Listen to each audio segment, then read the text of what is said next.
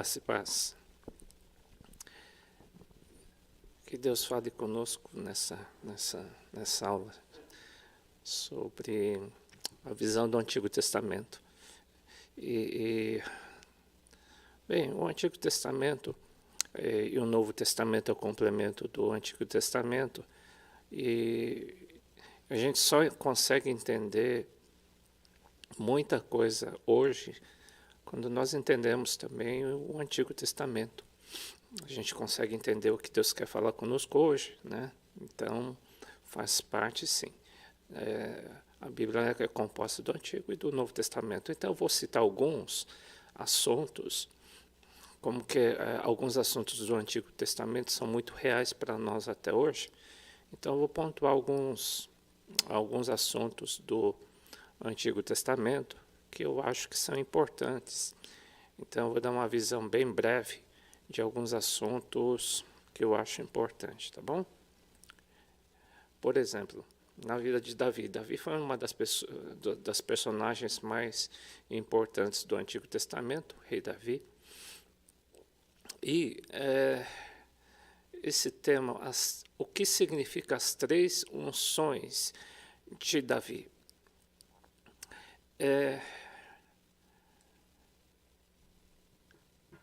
Bem, o reconhecimento de Davi, o reinado de Davi, nós entendemos que nós também, assim como eu e você, com base em Apocalipse, a gente sabe que nós temos um ministério, nós somos chamados de reis e sacerdotes do Senhor. Ou seja, cada um tem o seu reinado, tá? Cada um tem o seu ministério. Somos filhos do rei. E a gente se baseia o nosso ministério também com alguns reis da Bíblia. Dentre eles, o mais importante é Davi. E você vê o reconhecimento ministerial de Davi sendo gradativo. Ele não se autodenominou rei. Ele foi escolhido por Deus, né? Então, ao contrário de Saul. Saul não. Saul foi uma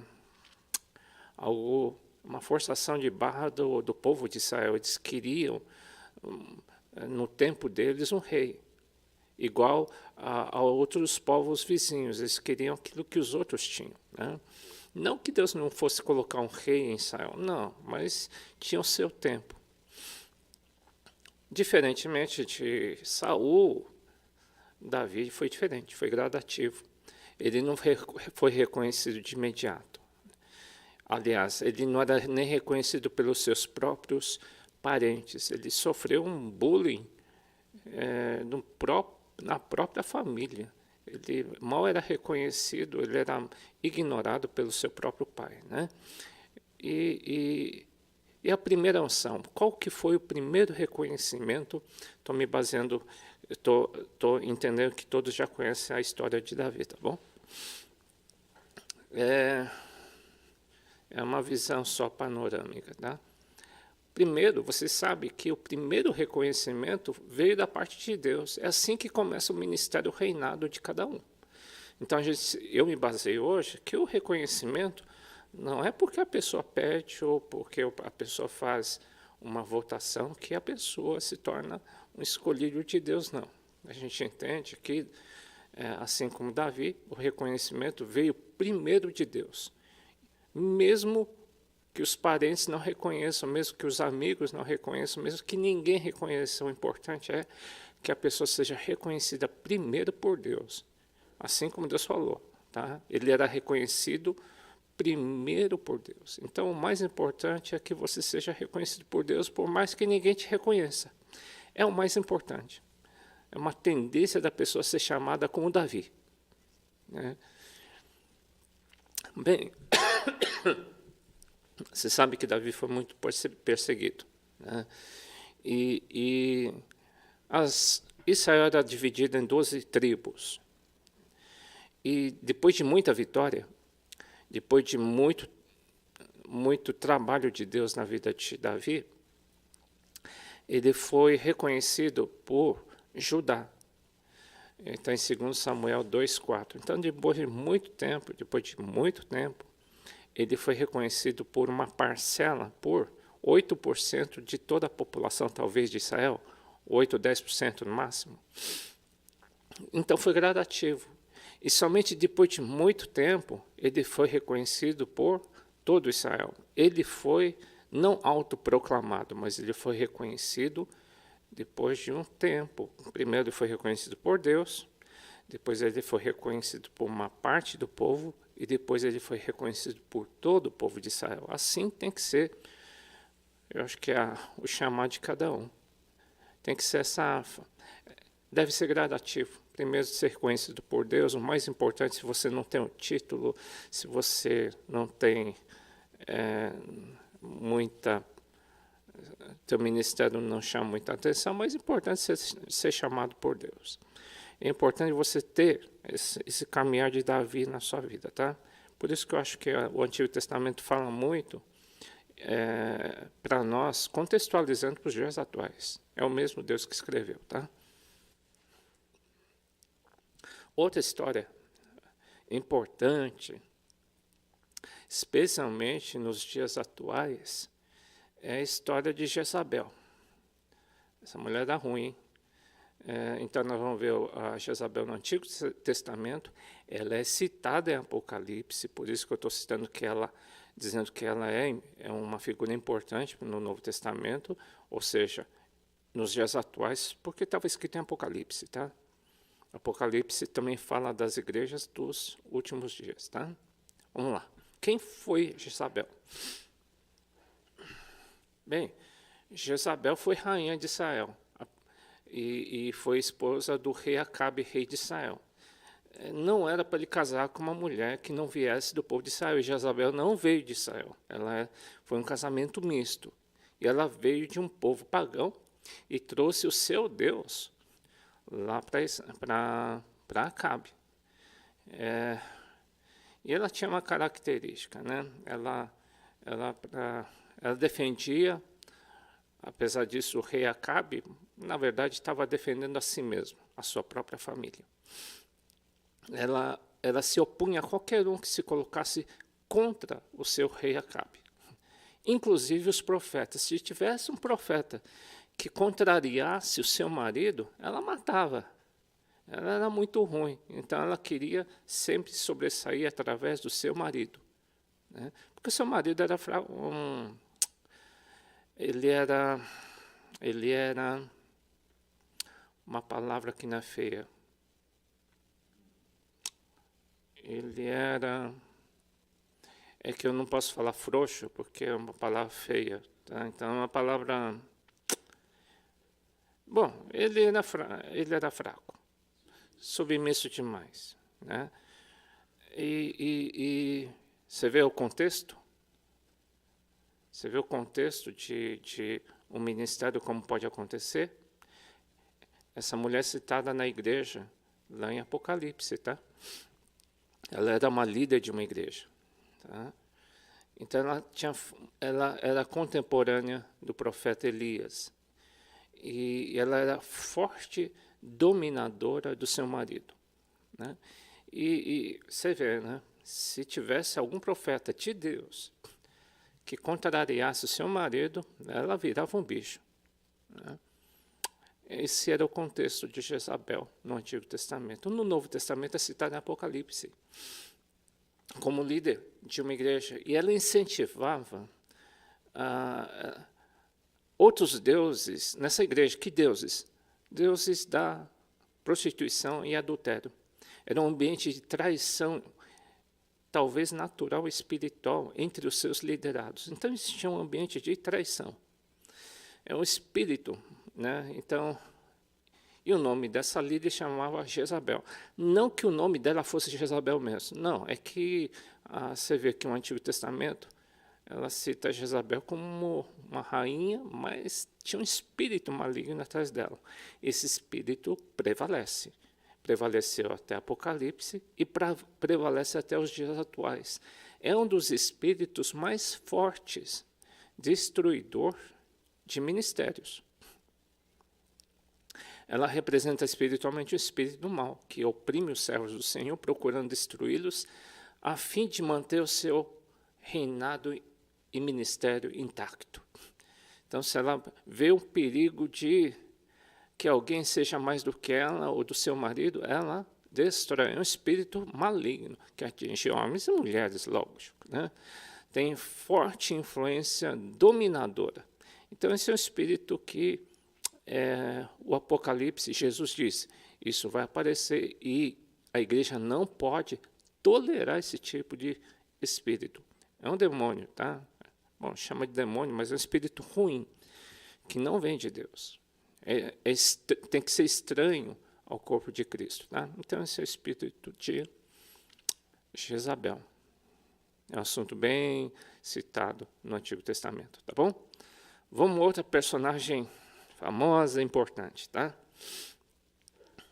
Saul. Saul era rei de Israel. Foi um antecessor de Davi, foi antes de Davi. Foi o primeiro rei de Israel. Existia um espírito por trás de Saul? Sim. E espíritos, você sabe que não morre, ela prevalece e atua até hoje. O espírito não morre, tá? Por que eu estou chamando de espírito de Saul? Porque houve um espírito mau que desceu em Saul, porque Deus enviou. Eu não chamo de demônio, eu não sei que espírito é, mas é um espírito muito ruim, enviado por Deus. Tá? Porque ele desobedeceu demais. Qual que era a fragilidade da vida dele? A brecha da vida dele? Era a desobediência contra Deus. Ele era meio rebelde, tá, gente? Deus dizia uma coisa, ele fazia outra. Né? E Deus diz, isso é feitiçaria, isso é bruxaria espiritual, é bruxaria evangélica, é isso? Né? A gente fala tão mal de bruxaria, mas você sabe que às vezes quando o povo de Deus é rebelde, é chamado de bruxaria, tá? E contra o Senhor, falar assim, olha, Samuel, isso é feitiçaria, né? O espírito de rebeldia, o que é isso? Desobediências, né? E por causa dessas desobediências, foi enviado um espírito mau em Saul, perturbando-o em todo o seu reinado e ministério. E não há quem tire, porque Deus que colocou. Né? Esse espírito prevaleceu até o fim. Quais as características principais desse espírito? Né? Ele tinha muita inveja. Ele tinha ódio do ungido do Senhor, que era Davi. Quando o espírito de Saul se manifesta com inveja, sentimento de inveja. Então, não quer concorrência. E ele percebe se tem alguém mais ungido do que ele e mais autoridade que ele, e ele fica muito nervoso, fica com raiva, querendo que o outro seja destruído. Né? É um espírito. E no final, de quem tem esse espírito, geralmente é o suicídio espiritual, tá? Se fosse nos dias atuais, ele se suicidou. Então, se sobressai muito orgulho. O orgulho de Saul era muito forte, né?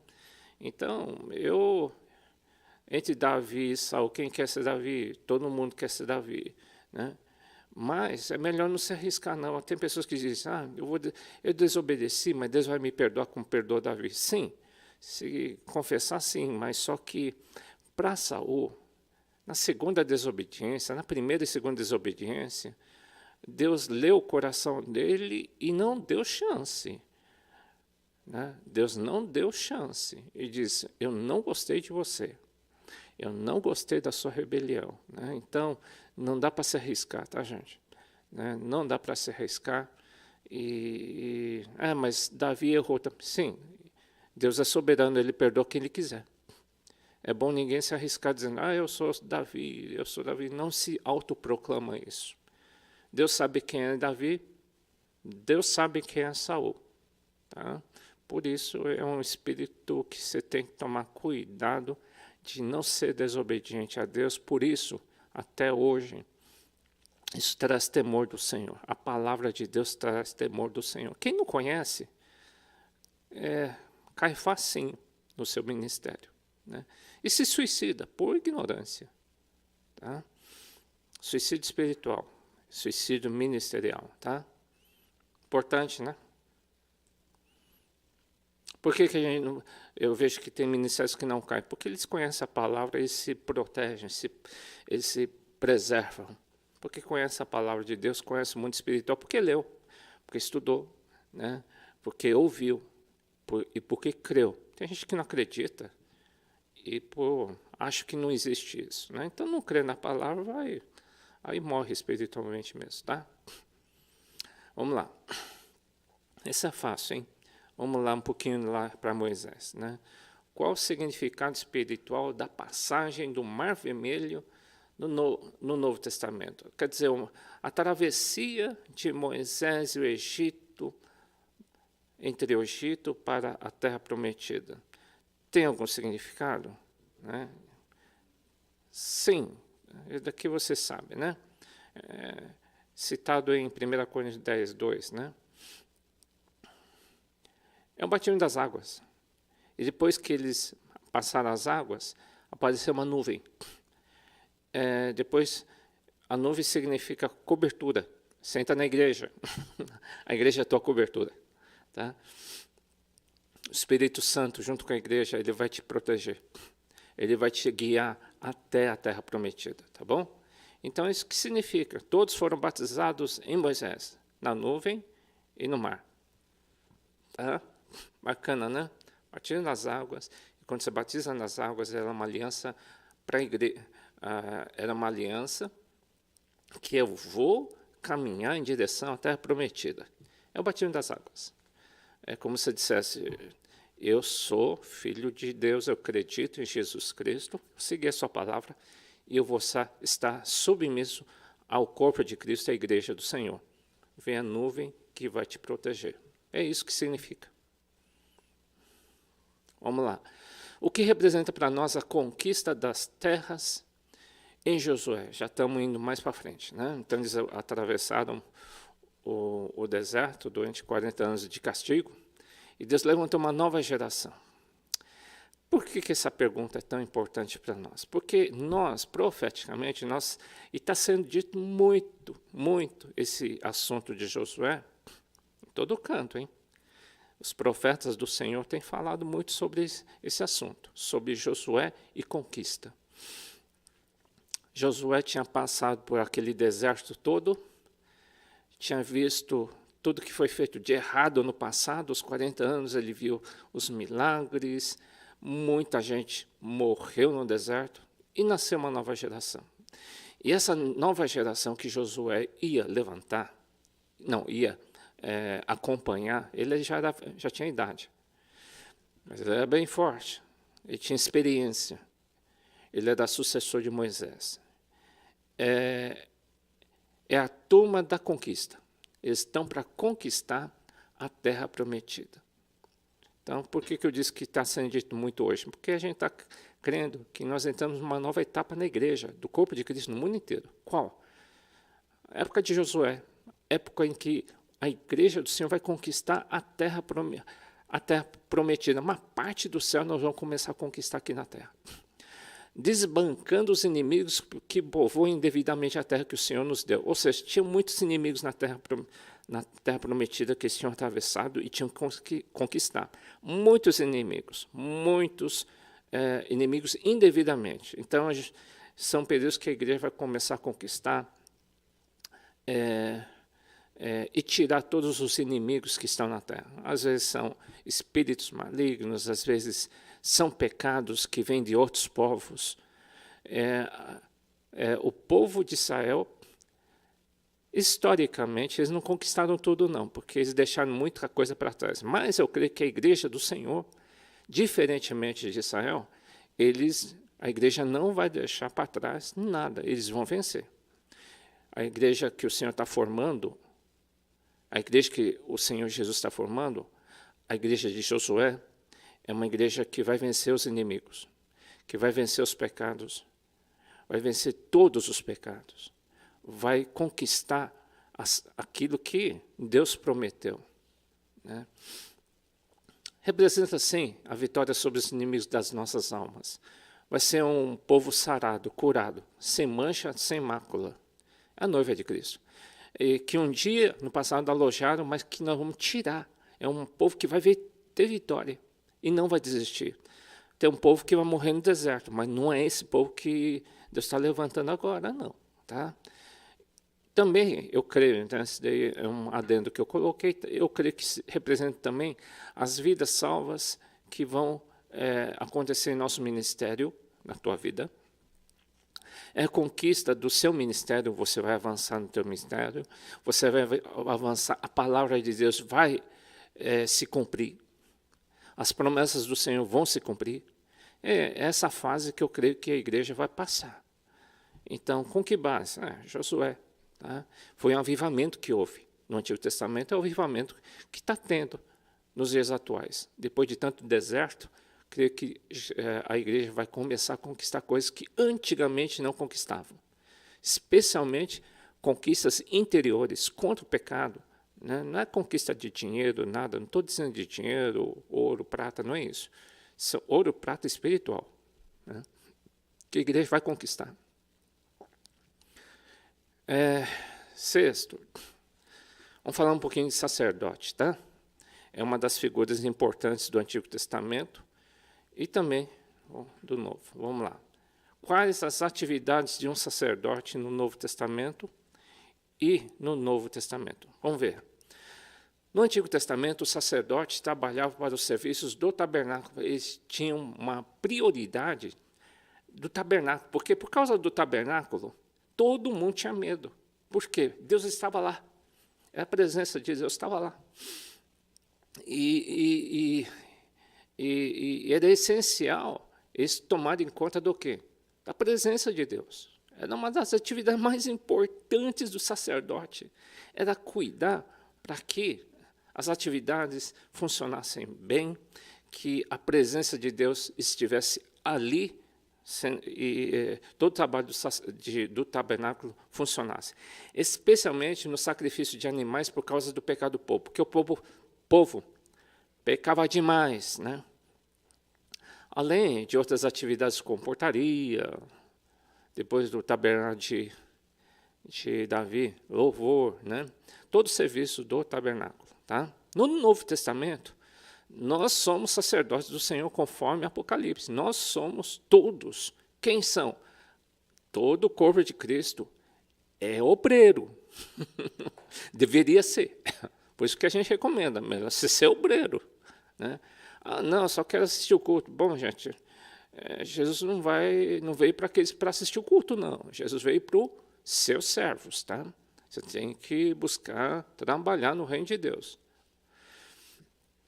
Porque no Novo Testamento, todos são chamados para serem o quê? Sacerdotes, obreiros. E as atividades são relacionadas ao cuidar do reino de Deus, da presença de Deus, trazer a presença de Deus na igreja. Em toda e qualquer atividade, se tinha um período que eu arrumava cadeira, 10 anos arrumando cadeira. E na nossa igreja aqui, eu arrumava, fora arrumar a cadeira, porque tinha muito pouca gente, eu orava pelas cadeiras. Tá? Não que a cadeira tivesse demônio, mas eu estava crendo que a cadeira ia ser cheia com uma pessoa. Eu orava pela cadeira, que Deus traga uma pessoa nessa cadeira. Eu me baseei por um irmão que orava pelas cadeiras e Deus transformava a cadeira em membro. Né? É um trabalho que eu arrumava a cadeira e orava. Né? E as atividades são relacionadas ao cuidar do reino de Deus, em especial as atividades relacionadas ao povo do Senhor. Eu queria que todo mundo ficasse bem, eu arrumava bem a cadeira, hein? Ou seja, a igreja do Senhor. Tá? É um trabalho durante 10 anos, 5 anos, Deus me treinou para arrumar cadeira. Tá? Era uma atividade? Sim. E eu não reclamei, não. Fiz 5 a 10 anos. É que depois de 5 anos, além da cadeira, eu fazia mais coisas. Tá? Fui líder de célula depois de 5 anos. Então, arrumava cadeira. Era líder de célula, era porteiro, arrumava o som. Quem mais? Um monte de coisa. Vamos para outro. Absalão foi filho de Davi. Eu falo sobre espíritos, porque tem um versículo que diz, primeiras coisas naturais, Antigo Testamento. Depois vem as espirituais, Novo Testamento. Tá? Então, a gente vê o natural, o que aconteceu no Antigo Testamento, para entender o mundo espiritual. É assim que a gente entende. Quem foi Absalão? Absalão foi filho de Davi. Né? E tem um espírito por trás de Absalão? Sim, existe. Vamos ver o que é isso. Absalão foi filho de Davi. Ele queria tomar força o reinado do seu pai. O cara era um traíra do seu pai. Ele seduzia o povo e ele ganhava o coração do povo. Ele era muito político, tá? Ele conseguia botar insatisfação no povo de Israel, falando mal do seu próprio pai, né? Do reinado de Davi. Ele fazia isso para quê? Ele tinha uma motivação. Ele queria tomar o lugar do pai, só isso, né? Quer dizer, só isso. Era isso que ele queria. Lógico que, no fim, ele se deu mal, né? Ele queria se autopromover no lugar do seu próprio pai, né? Isso representa hoje o espírito de traição e sedução à rebelião. Isso existe? Existe, né? Quando alguém quer trazer tormenta na liderança, quer trazer competição, falar mal, ganhar o coração do povo para que o povo fique contra a igreja ou os pastores, é o espírito de Absalão, tá? É um espírito ruim? Claro que é, né? É destruidor. E no fim ele foi morto, tá? São ministérios ou reinados que morrem. Estou falando de ministérios, tá? Funcionam hoje. É muito real para nós. Vamos lá. Qual a atividade mais enfatizada? Olha, eu não gostava muito do livro de Levítico, era muito chato, tá? Falar muito sangue, era muito repetitivo, né? Mas um dia eu tive a paciência de checar todo o livro de Levíticos, que é o serviço dos levitas, é o serviço dos sacerdotes. Né? Então, tem sentido para nós? Acho que sim, né? Eu acho que sim. Bom, tive a curiosidade de fazer uma planilha aí, não sei se vocês vão entender, né? Eu botei o capítulo 1, 2, 3, 4, 5, tem 27 capítulos, aí se vocês notarem, está em vermelhinho, tá? E do lado eu coloquei do que se trata. Capítulo 1 fala do sacrifício de animal por causa do pecado. Segundo, fala da oferta de cereal. Outro fala oferta do animal, oferta de pecado. Tudo referente ao quê? Pecado. Oferta pela culpa do líder, oferta do pecado pelo príncipe. Sempre uma repetição. Se a pessoa pecar, você faz isso, isso e isso. Ponto 1, 2, 3, 4. E se pecar sendo príncipe, você faz 1, 2, 3, 4. Sempre repetição. Sempre a repetição. Sempre oferta por causa dos pecados. Holocausto, o que se pode comer, limpeza do fluxo, pecado por causa da lepra, impureza do homem, sexual, contaminação sexual, e assim por diante. Eu fui fazendo as continhas. Eu vi quantos versículos tinha cada um. Eu fiz uma média, a porcentagem de cada um. Vocês viram quantos por cento se refere a todo o livro. Resultado. Está falando do tabernáculo. O tabernáculo, você sabe que tem o sacrifício de animais, tem a pia de lavatório, tem a candelabro, tem a mesa dos pães, incensário, santo dos santos. E ela fala do tabernáculo e fala dessas peças. Do que eu fiz a continha aí, posso ter errado, tá? Um pouquinho mais, um pouquinho menos. Cerca de 80% fala do altar de sacrifício. Vocês acham que é à toa que Deus dá tanta ênfase ao altar de sacrifício de animais por causa do pecado? Eu acho que não, é a questão lógica, eu acho. Pecado dá muito trabalho, gente. É chato. Conclusão, o livro de Levítico é chato. Sim, acho que Deus foi de propósito. Como Deus dissesse para o povo de Israel, é chato porque vocês são chatos, porque vocês pecam demais. É chato mesmo. É uma encheção para Deus. É uma encheção para o povo. Né? É muito ruim. O pecado é assim, é chato. Quer que não seja chato, então não peca. Né? Então, mas sempre repetitivo, é sempre a mesma coisa, sempre a mesma coisa, né? É sempre o mesmo ritmo, dá trabalho sempre. Sendo que, se tiver resolvido o problema do pecado, é fácil entrar na presença de Deus. Mas enquanto tiver pecado, não vai entrar na presença de Deus. Tá? Não vai entrar. Deu para entender, gente? Qual a atividade mais enfatizada no livro de Levíticos? A atividade de sacrifício de animais por causa dos pecados. É o altar de sacrifício. E hoje, sabe qual que é o maior problema das igrejas hoje? Por que a presença de Deus não vem com tanta intensidade nas igrejas? Porque as igrejas não pedem perdão pelos pecados. Então não sai de lá. Não entra. Não tem muita unção. Não tem muito batismo do Espírito Santo. Né? Às vezes a gente só fica na música. Nem louvor é.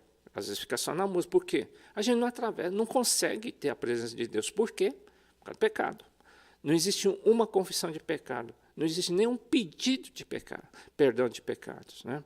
E às vezes é um pedido de perdão muito frio, né? Só para dizer que fez.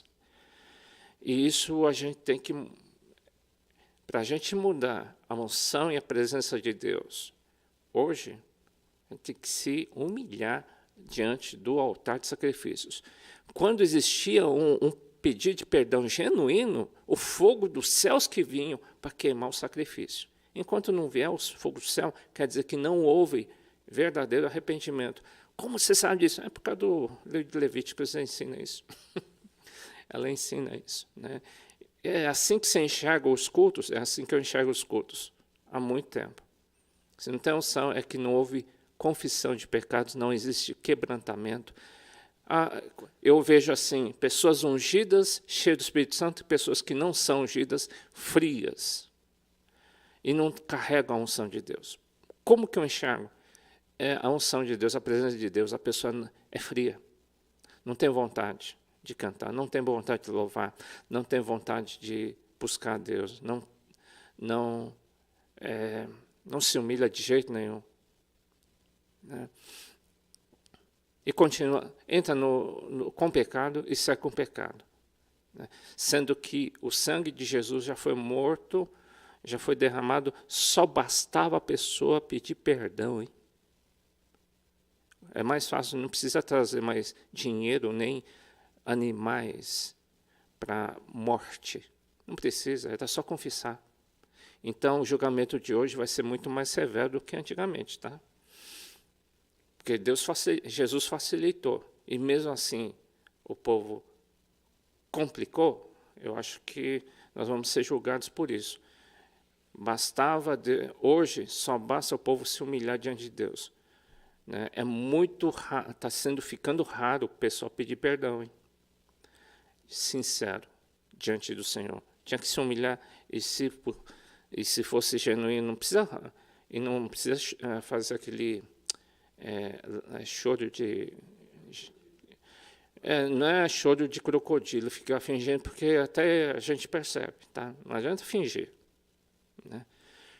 É assim, por isso que o livro de Levítico se torna tão importante. Vamos lá. O Antigo Testamento que me ensinou isso. Tem gente que vai fazer pergunta, mas se for pergunta difícil, gente, nem faz, tá?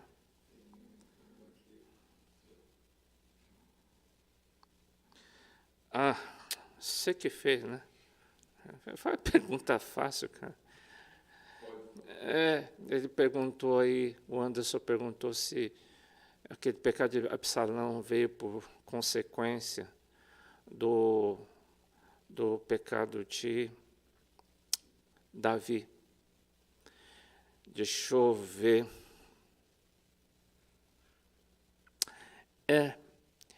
Acho que tem um... É que o Marcelo não está aqui, senão eu ia perguntar para ele. Acho que houve Deus não deixou a Davi construir o tabernáculo, né? Porque ele foi um ministério assim muito de guerra, né? Então Deus não quis, né? Eu acho que também pode ter uma repercussão por causa disso. Alguns dizem que foi uma maldição herdada por ele, maldição hereditária, né? Pode ser assim com Salomão, com certeza. Deus falou assim: Salomão, tudo bem, eu não vou acabar contigo, mas por tua causa eu vou dividir o reino. Maldição hereditária. Consequência desse pecado você vai sofrer lá na frente, tá? Não você, mas a sua descendência. Então tem sentido, sim, né?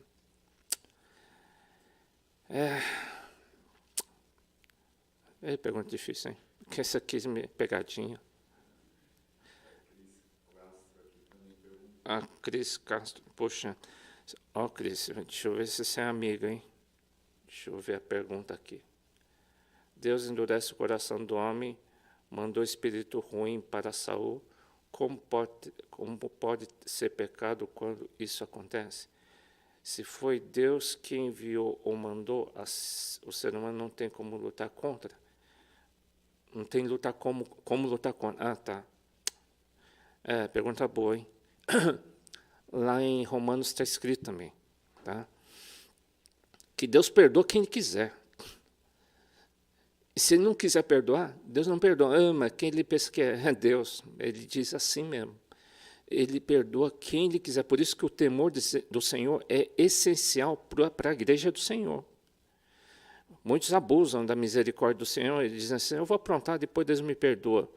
Ah, não, às vezes, no caso de Saul, ele colocou um espírito ruim lá que ninguém conseguia tirar. E ninguém conseguiu tirar.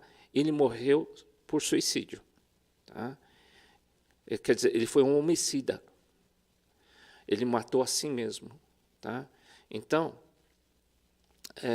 eu acho assim que não se brinca. Né?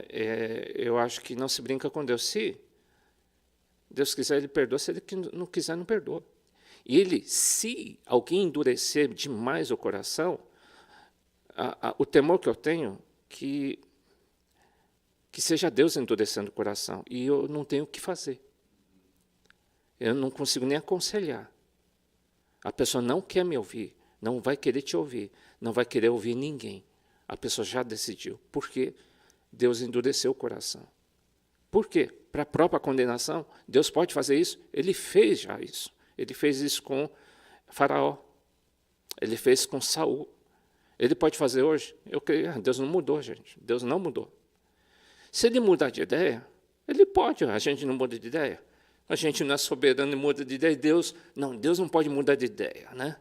Ué, ele é Deus. No sentido, ele não muda o caráter dele. Isso ele não muda. Isso ele não muda. Ele é bom sempre e justo sempre, né? Mas ele é rei, ele é o Deus do universo. Com ele não se brinca. Não se brinca, né? Então, às vezes, quem não crê muito nisso, eu acho que abusa demais, né? Achando que tudo bem, pode aprontar o que for, que Deus perdoa tudo. Não, se ele quiser, não perdoa, não. Se ele quiser, não perdoa. Até a igreja receber a autoridade de perdoar, não perdoar, né? E a gente não exerce muito esse tipo de coisa, né? Mas, no caso de Deus, Ele perdoa quem Ele quiser, tá, gente? Essa é uma pergunta boa. Vamos falar um pouquinho sobre o assunto mais prático.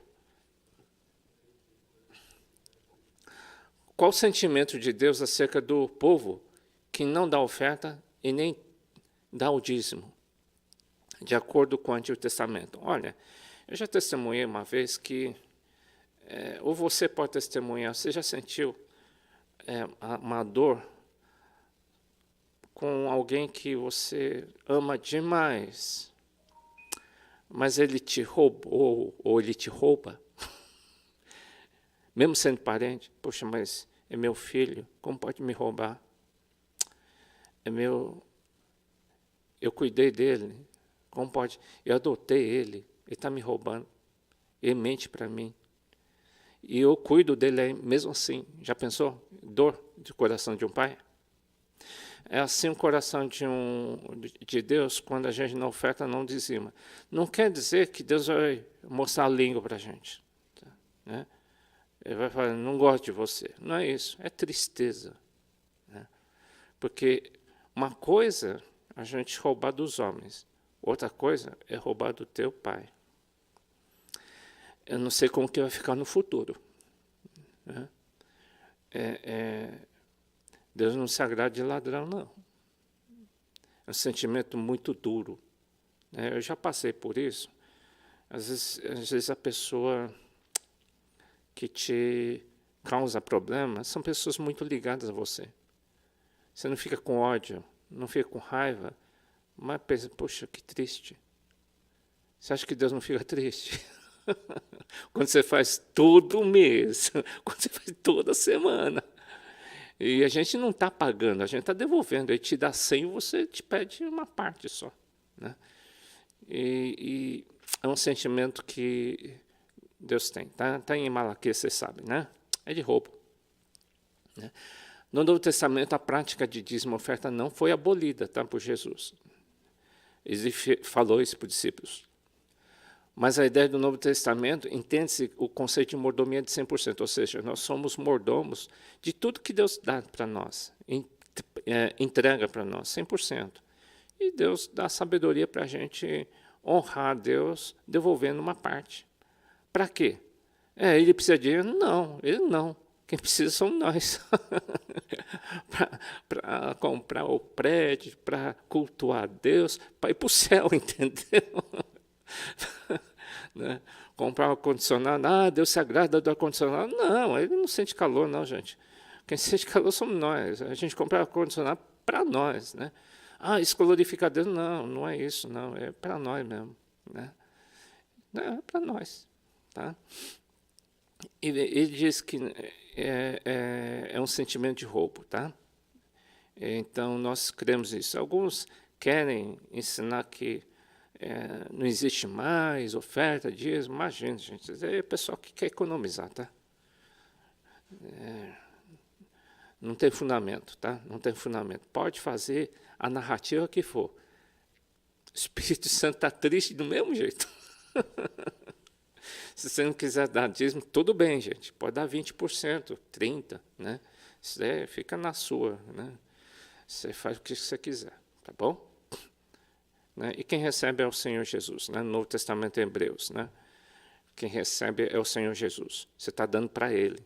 Então, até na administração da nossa igreja, eu nem sei quem dá ou quem deixa de dar, não quero saber. Eu não quero saber.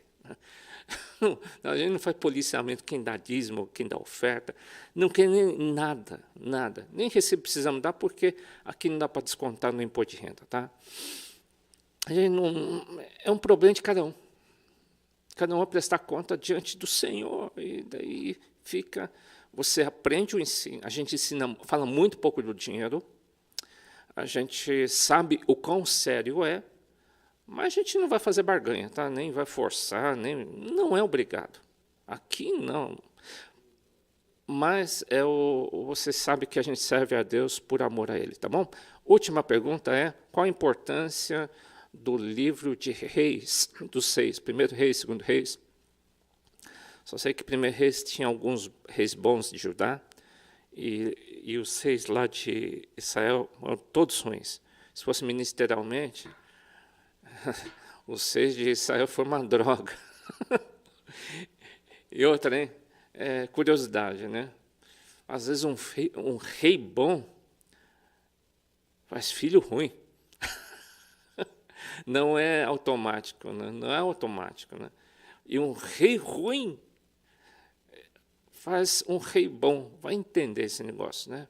Então não é, acho que o ministério é individual, viu? Cada um preste conta da sua própria vida. Tá?